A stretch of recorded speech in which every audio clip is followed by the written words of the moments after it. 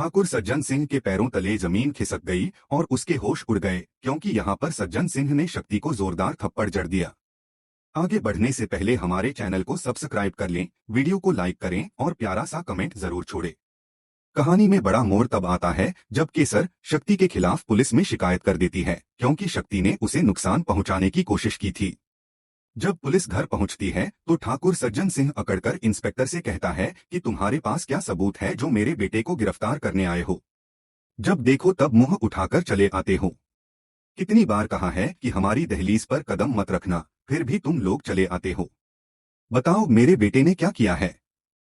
तभी इंस्पेक्टर कहता है कि तुम्हारे बेटे शक्ति ने अपनी पत्नी के साथ गलत किया और उसे नुकसान पहुंचाने की कोशिश की है। केसर ने खुद पुलिस में शिकायत दर्ज कराई है, इसलिए हम शक्ति को गिरफ्तार करने आए हैं।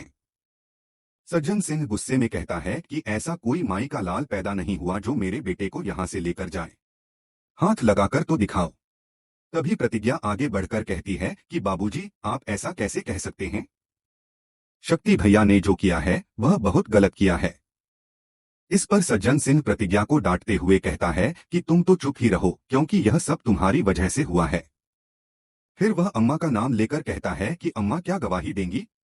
वह तो इतने सालों से चुप हैं, उनके मुंह से आवाज तक नहीं निकलती। तभी पीछे से अम्मा की आवाज आती है और वह कहती हैं कि सज्जन, तुझे पता नहीं है, अब घंटी नहीं बोलेगी, अब मेरी जुबान बोलेगी। अम्मा की आवाज सुनकर ठाकुर सज्जन सिंह के पैरों तले जमीन खिसक जाती है।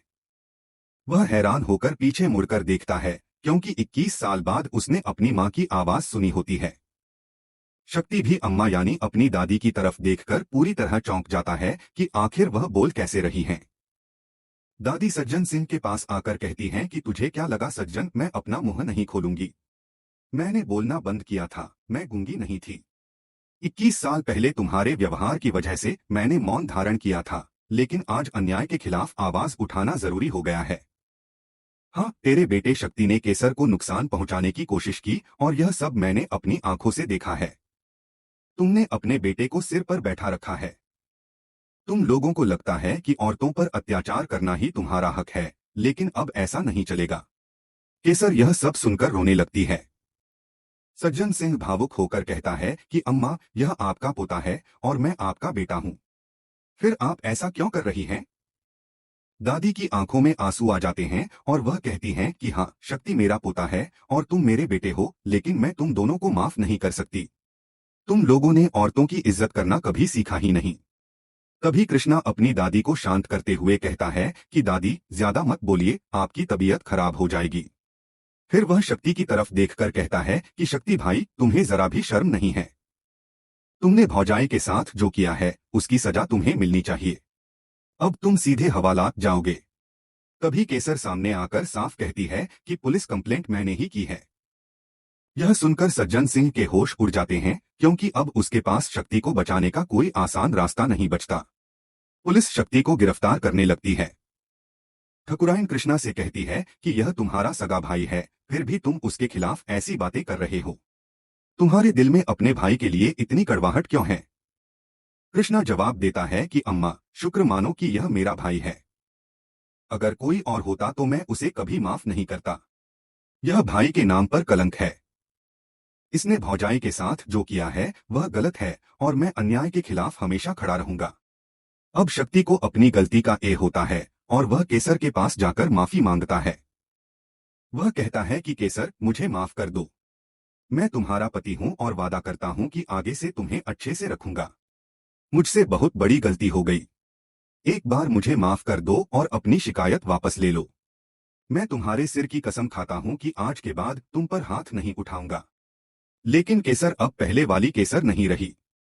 वह गुस्से में शक्ति की तरफ देखती है और साफ कहती है कि इंस्पेक्टर साहब, इसे लेकर जाइए। शक्ति खुद को बचाने के लिए आरोशिया पर सारा दोष डालने लगता है और कहता है कि सब कुछ उसी की वजह से हुआ। लेकिन केसर अपने फैसले से पीछे नहीं हटती। तभी शक्ति अपने बाबूजी के पास जाकर कहता है कि बाबूजी, आप भी तो इस सब के बारे में जानते थे। इतना सुनते ही ठाकुर सज्जन सिंह शक्ति को जोरदार थप्पड़ मारता है और कहता है कि खबरदार, जो हमारा नाम लिया, अब कुछ नहीं हो सकता। यह सब करने से पहले तुम्हें अक्ल नहीं थी। मैंने कितनी बार तुम्हें रोका था, लेकिन तुमने मेरी बात कभी नहीं मानी। जब देखो तब अपने दिमाग में भूसा भरकर घूमते रहते हो। अब जाओ और हवालात की हवा खाओ। मैं तुम्हें छुड़वाने नहीं आऊंगा। शक्ति यह सुनकर हैरान रह जाता है, क्योंकि उसे समझ नहीं आता कि बाबूजी अचानक उससे इस तरह क्यों बात कर रहे हैं। उसे तो पता है कि इसी सज्जन सिंह ने उसे रास्ता दिखाया था। पुलिस शक्ति को लेकर जाने लगती है तो ठकुराइन की ममता जाग उठती है और वह कहती है कि आप यह क्या कर रहे हैं, शक्ति को जाने मत दीजिए। तभी सज्जन सिंह पुलिस के पीछे जाता है और इंस्पेक्टर से कहता है कि मुझे 2 मिनट अपने बेटे से अकेले में बात करनी है। मौका मिलते ही वह शक्ति से कहता है कि तुम्हें सबके सामने मेरा नाम लेने की क्या जरूरत थी। तुम्हें समझ नहीं आता कि अगर तुम मेरा नाम ले लेते तो हम सब जेल चले जाते। अब तुम अकेले जाओगे तो हम किसी न किसी तरह तुम्हें बाहर निकाल लेंगे। शक्ति,